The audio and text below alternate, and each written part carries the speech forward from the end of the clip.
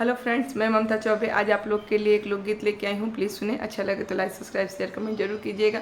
ये एक लड़कियों पर आधारित सॉन्ग है कि लड़कियाँ कितनी भी पढ़ लिख लें, उनके जिम्मे घर का काम हमेशा ही बना रहता है। कहीं से भी आए, कोई भी जॉब कर लें, कुछ भी बन जाए, लेकिन घर का काम उनका कभी भी नहीं छूटता। कहीं से भी आने के बाद उनके जिम्मा घर का काम पड़ा ही रहता है।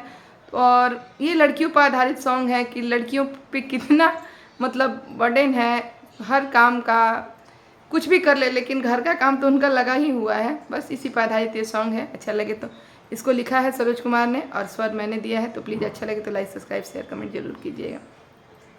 कतनो कॉलेबू पढ़ाई बाकी उहे काम भेटाई, कतनो कॉलेबू पढ़ाई बाकी उहे काम भेटाई। भोले बनी जइबू डीएम बाकी रोटी से काई, भोले बनी जइबू डीएम बाकी रोटी से काई।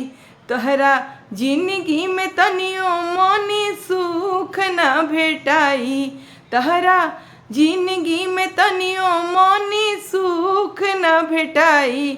भोले बनी जइबू डीएम बाकी रोटी से काई, भोले बनी जइबू डीएम बाकी रोटी से काई। मैट्रिक इंटर के कॉलेबू बीए, मैट्रिक इंटर के कॉलेबू बीए।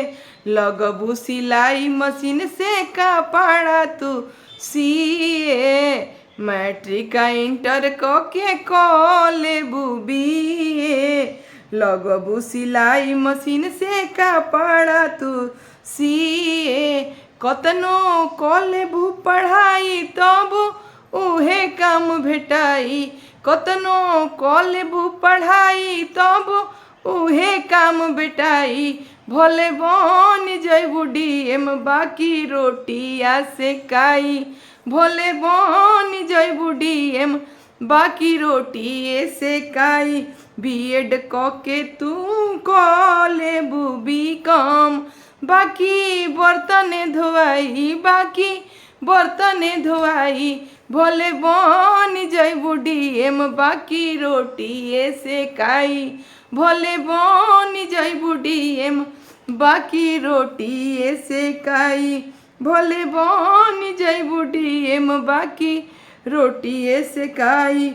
जइबू ससुरवा आइल दिन नजदीक बा, जइबू ससुरवा आइल दिन नजदीक बा। तोहन लोग के टाइम एक दिन फिक्स बा, तोहनी लोग के टाइम एक दिन फिक्स बा।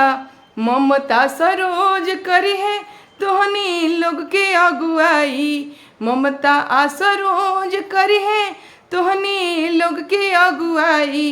भोले बन जइबू डीएम बाकी रोटी से काई, भोले बन जइबू डीएम बाकी रोटी से काई। भोले बन जइबू डीएम बाकी रोटी से काई। कतनो कॉलेबू पढ़ाई बाकी उहे काम भेटाई, कतनो कॉलेबू पढ़ाई बाकी उहे काम भेटाई।